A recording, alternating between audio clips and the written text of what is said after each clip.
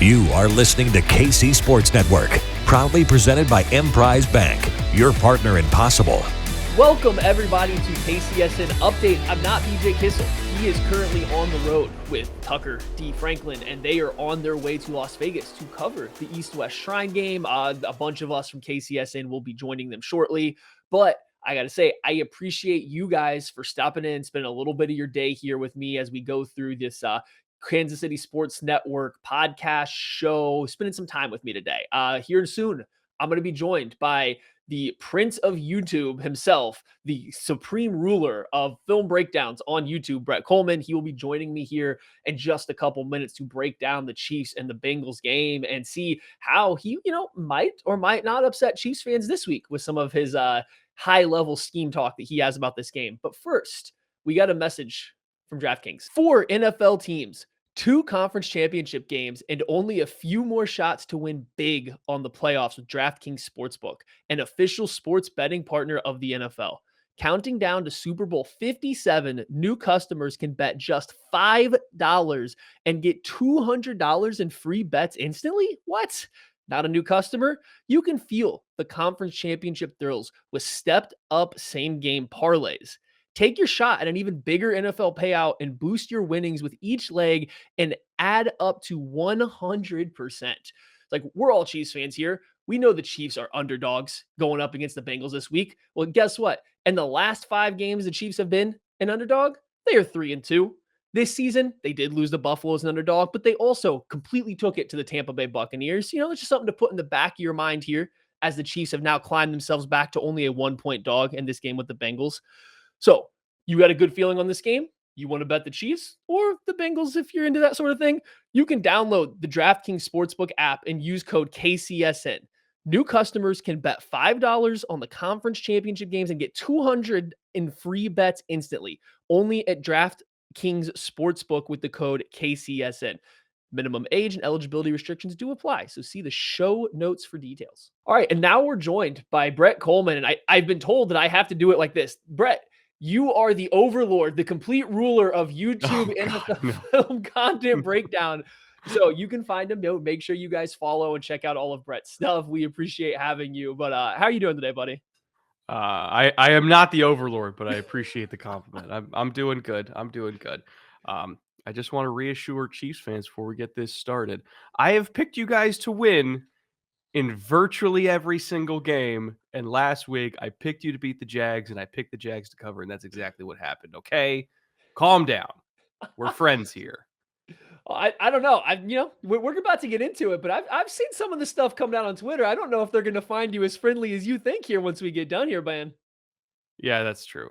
Well, I think like the one regular season game I picked them to not win was against the Bengals, right? Because the Bengals just... It's not even they have our number thing. Like, they're a legitimately tough matchup personnel-wise and scheme-wise for the Chiefs. It's like the one team in the league where you're like, I don't know about this. And it's one thing to have a healthy Pat. If there was a healthy Pat, I would probably slam dunk the Chiefs here just because he's the MVP. He's the clear MVP. He's been the best quarterback in the league. This whole narrative of like, if Joe Burrow beats him a 4th time, that means Joe's number 1. Bullshit. No, we're not doing that. Pat's number 1, right? But the reality is he's not healthy. And this is already a really tough team to beat. And they already have some pretty significant both, matchups that we see on tape and matchups that the numbers back up. So this was already going to be a really hard game. It's even harder when your quarterback, can barely get wide enough to hand off the ball in outside zone, right? So it's a tough one.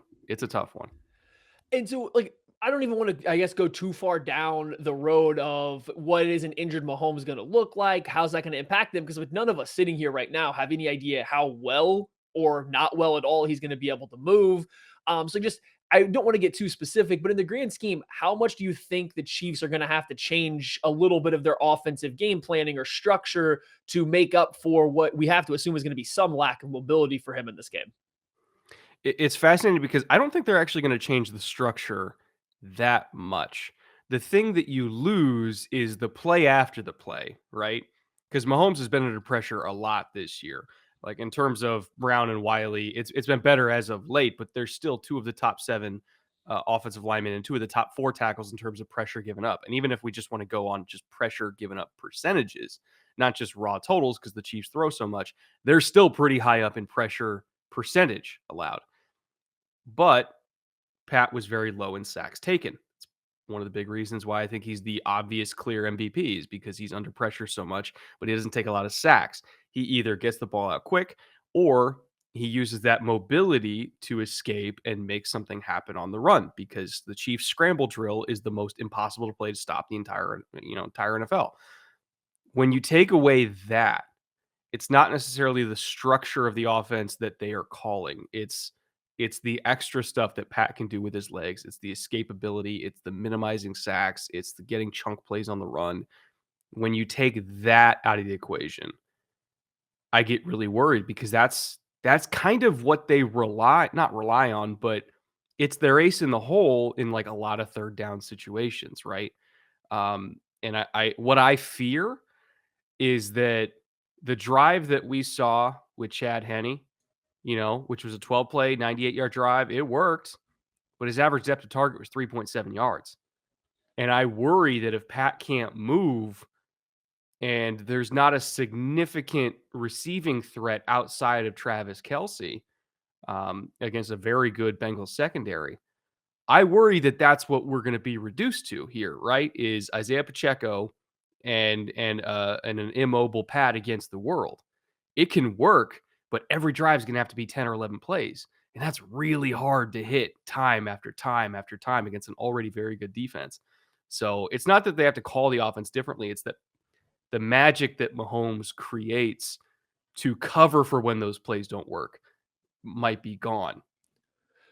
For sure. And I'm 100% with you there. I think Mahomes' mobility and health, it's all about not, like you said, not relying on it, but the fact that it is always there. It's always, plan B. It's always an option that's going to be available on any given play. And that simply might not be there this week when the Chiefs go to take on the Bengals. And that's something worth keeping an eye on. I did want to ask you this, though. It seems like the Bengals in particular are very good against the Chiefs and Mahomes when he does go into the second half of the play, when he gets into the play after the play. It seems like that's when the Bengals really do their best work against the Chiefs. They have a lot of good options in terms of having aggressive QB spies, having a lot of guys in coverage with eyes on him. Like they've done a really good job late in plays against them. Is there some way that this kind of, I don't want to say helps the Chiefs because it's never going to be better for Mahomes to be injured, but having an emphasis on getting the ball out quick and within the structure of the play, could you see that at least early in the game helping the Chiefs a little bit and staying a little bit more on time throughout the game? Yeah, to go back to your point about the Bengals are very good against the second phase play. I think it's because they're one of the few defenses that I truly think understands well how it works. In the sense that when Pat's going to the sideline, Travis Kelsey's not on the sideline. Travis Kelsey's going to the middle of the field, right? And so they have a deep respect for the fact that Mahomes can throw it to any spot from any angle. And so they plaster guys and follow them to the middle of the field and take that option away. And so if we're allowing Mahomes to run for 7 yards, fine, we'll allow Mahomes to run for 7 yards. It's better than 20 yards to Travis, right? And so I think that's what they do. It's not that they take the play away, it's that they limit the damage and they say next time we'll just get the sack. And they don't get punished too hard for missing when he escapes. They keep the damage and the punishment to a minimum and they say we'll get those 7 yards back the next time when we get the sack, right? I think a lot of defenses they over pursue on Mahomes, and that's what he wants. He wants you to over pursue on him because he's looking 15 yards, freaking opposite hash, doing weird superhuman throws to Travis that people don't think is possible. And it's like, it's been 5 years, guys. Of course it's possible. He does it every week. So I think the Bengals are very well prepared in that way. And without him being able to move, maybe we won't even see that at all. But if he does, like if we give him a shot of the good stuff and he's out there running because he can't feel anything, Yeah. the Bengals will be prepared for that.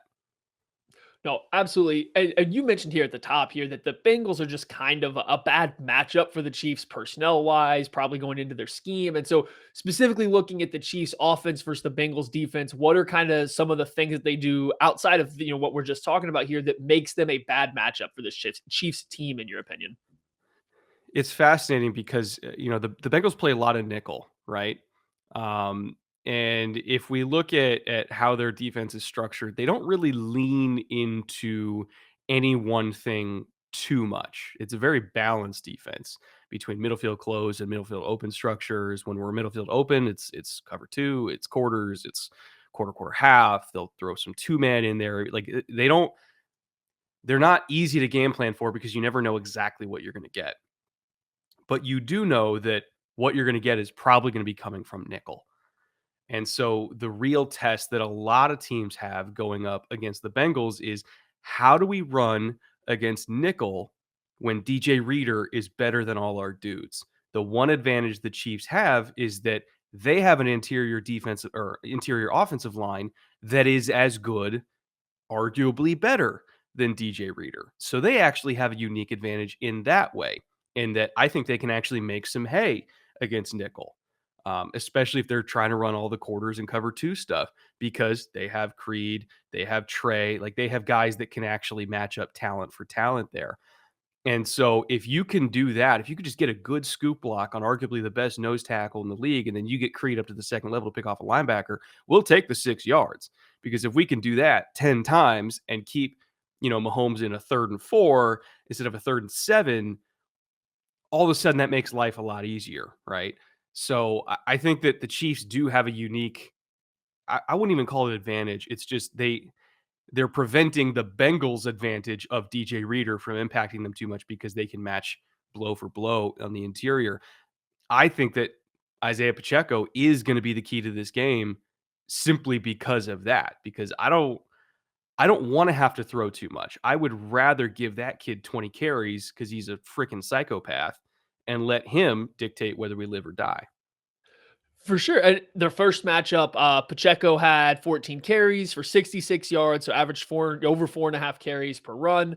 As a team, the Chiefs averaged over 5 yards per carry in that game, so they were able to run the ball semi well, or one of their better, efficiency outputs on the ground all season was against the Bengals, and a lot of that's going to go into Cincinnati's desire to play in the nickel, and the Chiefs were able to lean into it. So you're kind of talking about there, do you anticipate them leaning on that run game again a little bit more? And is there any particular types of run plays that you think the Chiefs could have success on against this Bengals defense? A lot of it depends on what Mahomes' pain level is. When I was live streaming during that last game, as soon as he went down and then he came back into the game, I was like, well, you can't call outside zone because the They said quarterback that. has to. Yeah, they called it like 4 more times. I was like, are you insane? But he did it. He was hopping on one leg to get out there, but he did it. I was like, oh my God, that's one of the most impressive things I've ever seen him do. Which I know it's stupid. It's like, how is a handoff one of the most impressive things Mahomes has ever done? I wish people understood how hard that is to do on one leg, to execute an outside zone run from under center when you're literally hopping to the landmark you need to get to. He's unbelievable. Okay. And so I think, like, if you're giving him a pain shot before the game, outside zone's probably back on the table because they did it when he was hurt, right? And that's pretty key here, because I think that outside zone will give them, because it doesn't it hits a little bit slower. It'll give them a little bit more time for Creed and for Trey to work on Reader and get Trey in a good spot, and then get Creed in a good spot where he can kind of track down the mic and get on the second level. If we're doing stuff that hits really hard, or really fast, I should say, like if we're running hard and fast right up the gut, if we're doing like zone insert or anything like that, or we're running duo, that I would rather not do because the double has to come off quicker. And I think that they're going to need as much time as possible to work on Reader and generate movement there. So I would actually lean more onto outside zone. I would lean more onto toss. I would lean more onto even counter, I would say, because you have a center that I think can adequately, if not more than adequately, pin Reader on the backside of counter. I would lean into that stuff and try to get Pacheco to the edge rather than going up the middle, just because of the timing and the angles, I think, favor them a little bit better. And if your quarterback is healthy enough to do it, they're very good at it. For sure. And a little, thing that I think has gone under the radar. The Chiefs will get Joe Thuney back for this matchup. They didn't have him the first time these two teams played. It was Nick Allegretti stepping in at left guard for him. So I don't know if it'll make a huge difference, but there's obviously a gap there too between Thuney and Allegretti. So that's worth keeping an eye on. So we talked a little bit about what the Chiefs can do here to have success against this Bengals defense. It's been good against them. What do you expect the Bengals defense to try to do to slow down this Chiefs team, or what have you seen them do in the past that you think they'll continue to do during this matchup? I think it's possible that if the Chiefs demonstrate rushing success early, which I think they will, I think it's possible that you kind of get them out of the quarters stuff, and I think they would be playing quarters because they want to stop, all the deep crossing routes, and I think that they're really only scared of MVS deep, right? In my opinion, they're only scared of MVS deep. So if you can get them out of quarters and force them to drop down one of those safeties, I think that can all of a sudden open up a lot more stuff for Travis, for MVS.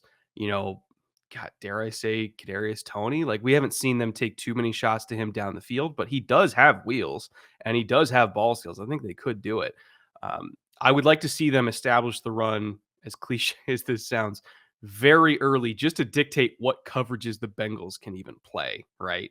Because once you can dictate their coverages, I think that one leg or not, Mahomes can run wild with that. Like he's still that dude. But that's keys. You get Pacheco 10 carries in the first half, and I think you're in a good spot.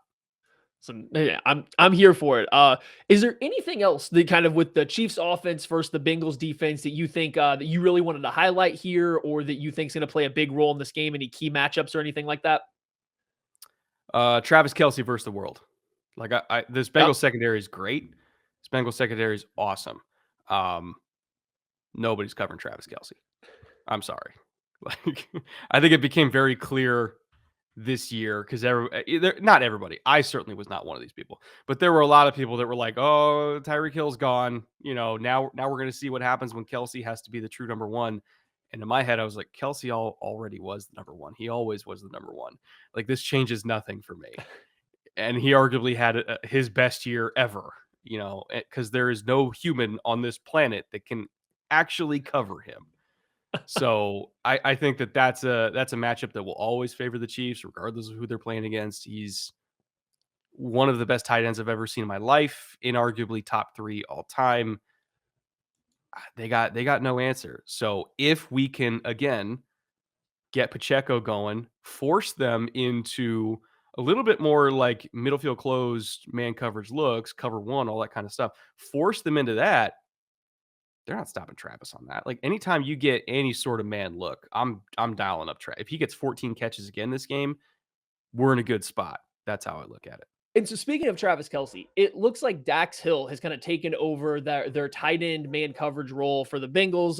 It looks like that's been the matchup they've been going with here lately. And he's a rookie, very talented player coming out of Michigan. But I'm just really interested to see how that matchup goes with Kelsey versus Hill. I mean, the last 3 matchups, Kelsey's gone for 95 yards, only 25 yards, and then 56 yards against the Bengals. And so they're clearly trying to take him away. But as you said, Brett, it's really difficult to do. And I don't know if they have a great answer on their roster. Also, I mean, keep in mind, Dax Hill, amazing player. Loved him coming out. Honestly, thought there was a decent chance the Chiefs were going to draft him because I felt like he kind of fit the Tyrann Mathieu mold, right? A little bit of a do-it-all type guy, could play in the post, can play in the box, blitz, play in the slot, all that stuff. We have to be honest here. 6'0", 195 against 6'5", 6'6", 260 something. Like, I don't care how fast or quick you are. Boxing has weight classes for a reason, right? So I still would favor, like, Dax is a wonderful player. I am not favoring anybody on this team or really anybody in the league against Travis. And the only one who I think is at least somewhat equal in terms of like talent that can maybe take him is probably Derwin. And that's about it. And as far as I'm concerned, the Bengals don't have their own Derwin James. So yeah, throw it to Travis as many times as humanly possible, and you're probably gonna do okay.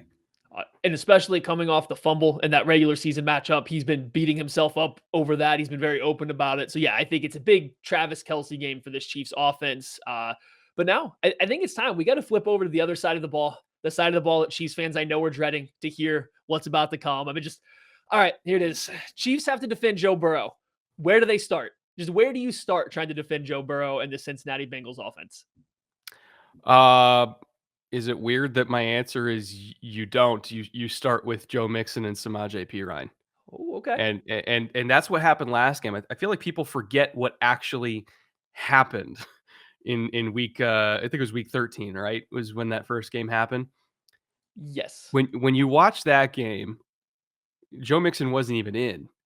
And it was Samaje Perine, 20 carries, 100 plus yards, over 5 yards a pop.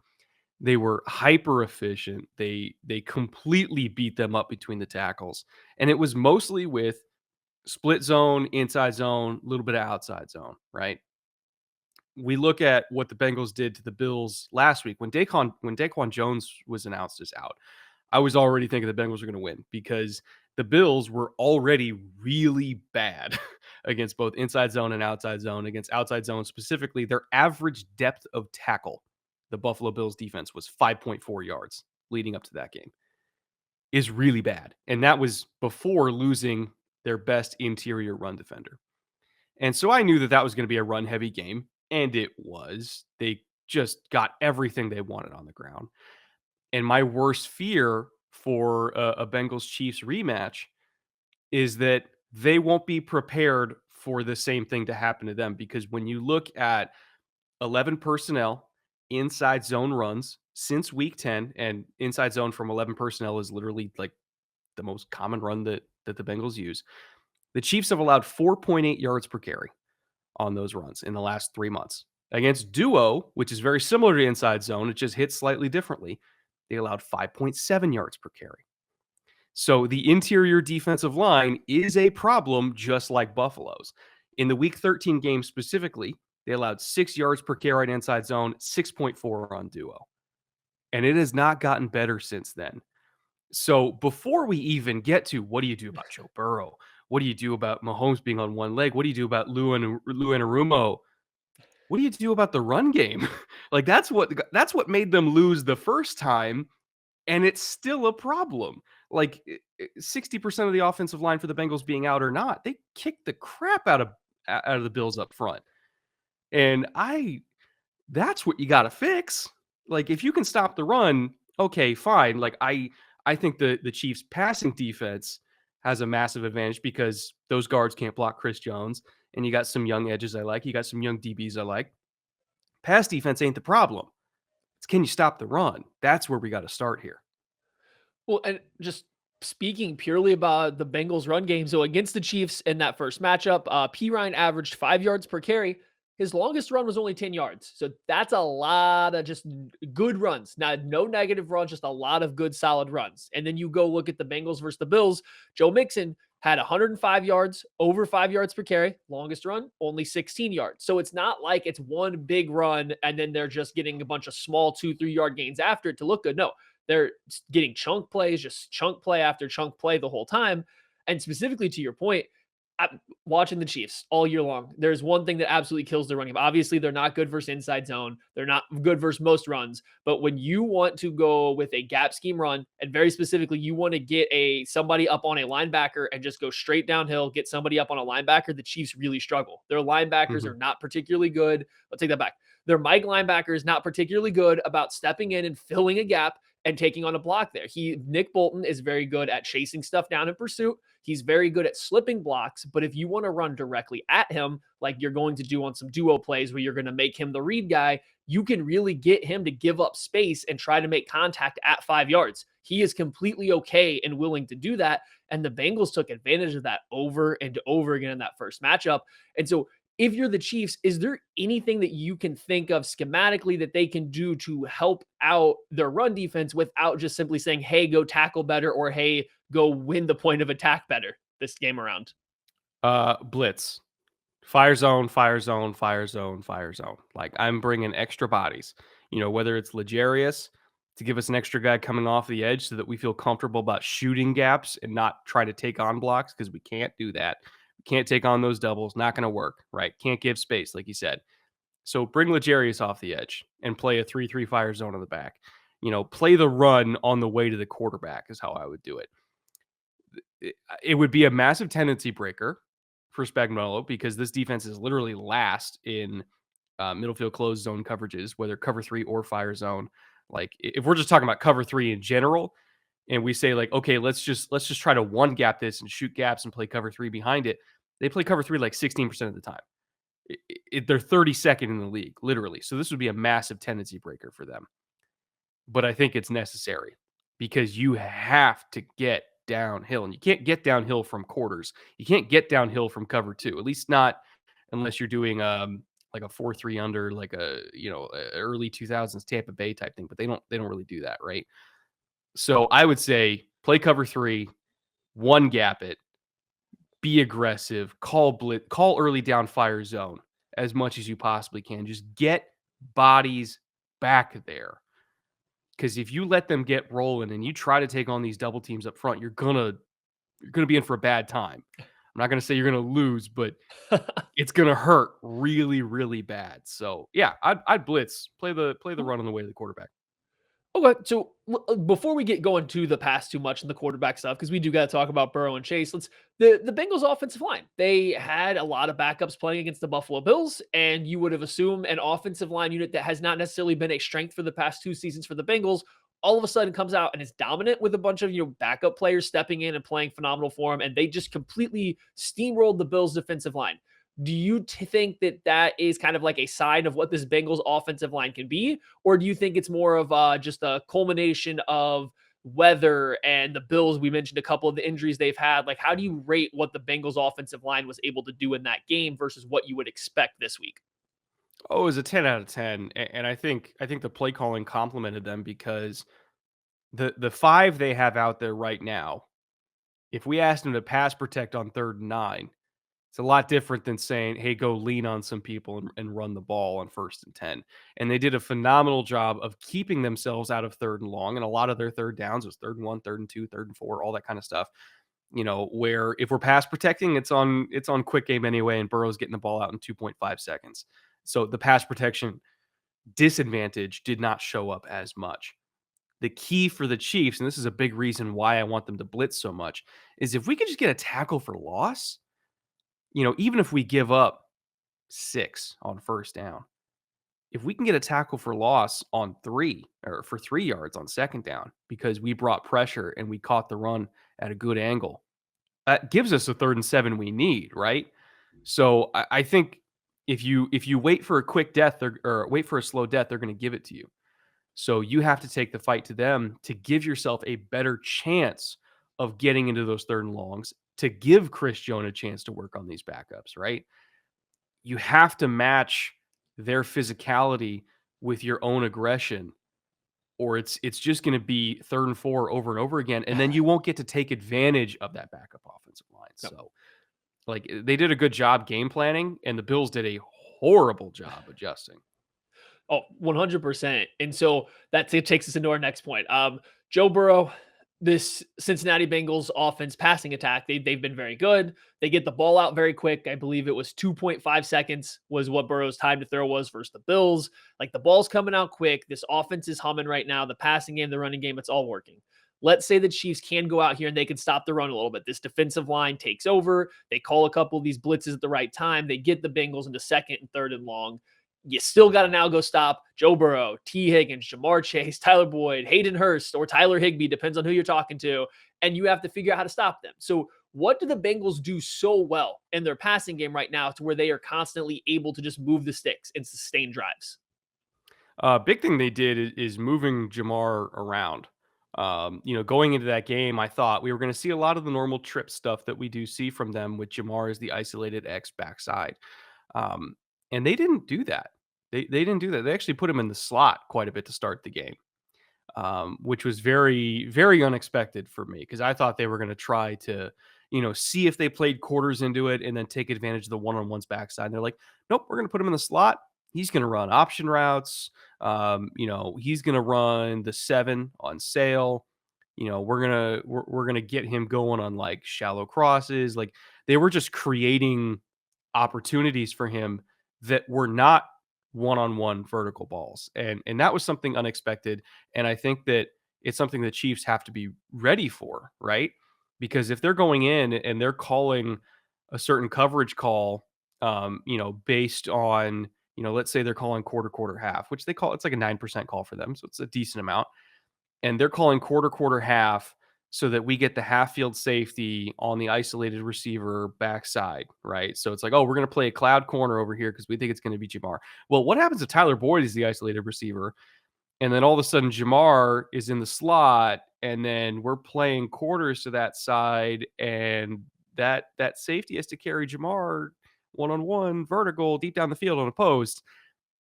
I don't like that. So like the Chiefs have to be very cognizant of where Chase is because they will move him and they need to constantly be adjusting coverage to not give him those one-on-one matchups vertical because I think they're going to do everything they can to try to force those one-on-one matchups vertical against a variety of guys, not just whoever the corner is on the boundary side, against everybody.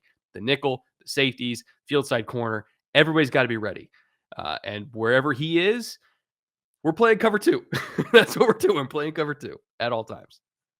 And so I don't know. Nobody has like this perfect plan to stop Joe Burrow and the Bengals passing attack right now. But what I have seen is teams that have success, it kind of comes two ways. One, your pass rush just takes over and completely steamrolls them. Burrow maybe holds on the ball a little too long and he's just under pressure all the time. But I don't know if you can necessarily go into the game plan expecting that. So the other thing, and this is something the Ravens were able to do a little bit, you're just constantly changing your coverage looks pre and post snap. It cannot look the same pre and post snap because Joe Burrow's so smart. He is going to identify it. He's going to find the best place to go, get the ball out again in 2.5 seconds, and it's pitch and catch for them. So the Chiefs will have to do a good job of mixing in coverage looks, not only on a play-by-play basis, but pre-snap and post-snap. And that's something under Steve Spagnuolo they've done in the past. This year, though, it hasn't been as prevalent. I think with all the rookie defensive backs, that hasn't been there. But I really think that's something they're going to have to get back into doing in this game if they want to slow them down.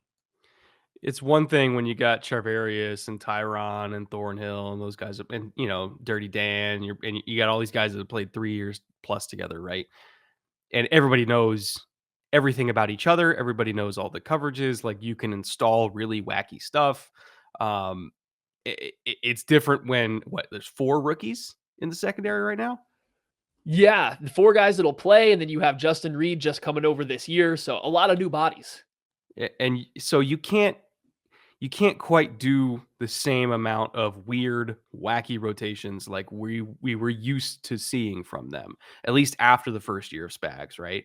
It was really the second year of Spags where we started to see that.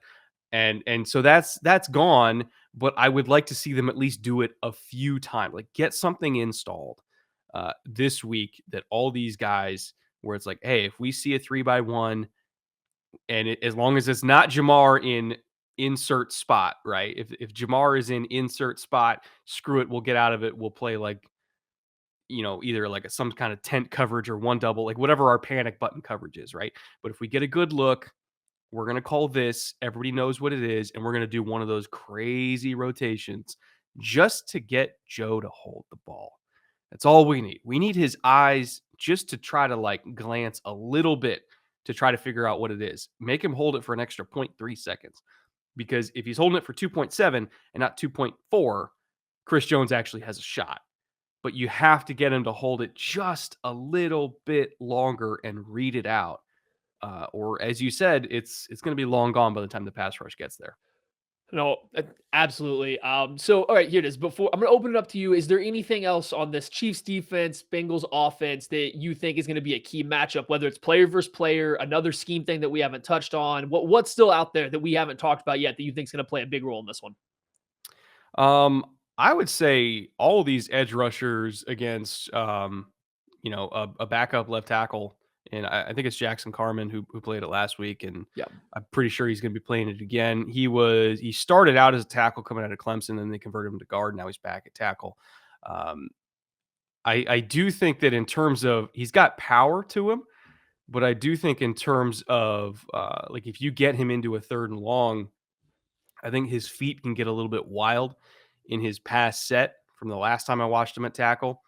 And I think that inside counter moves are something that you can try to work on there, just because I think that he sometimes tries to, I don't want to say panic. He sometimes gets a little bit too overeager to get to his landmarks, because the last thing he wants to do is give up outside speed. And so he'll kind of give you a little bit of a lane. And I don't think that his post step inside for recovery is that developed right now, right? So all these edge rushers, doesn't even matter who it is, I would like to see them kind of set it up with a speed rush, try to see if we can get him to set as deep as possible, and then work on the inside shoulder. Because with the way that Burrow drops, he doesn't tend to drop that deep. He kind of, he doesn't really do like a 3-step and then step up. A lot of the times in long yardage situations, he likes the pocket to just kind of fold around him. Very Tom Brady-ish, right? So he'll do like a 1-step thing. So he's already going to be really shallow up in the pocket. So I think working the inside shoulder is actually going to be the quickest path to success as a rusher. This is very game within the game, like situational, like if we get a 3rd and 8, right?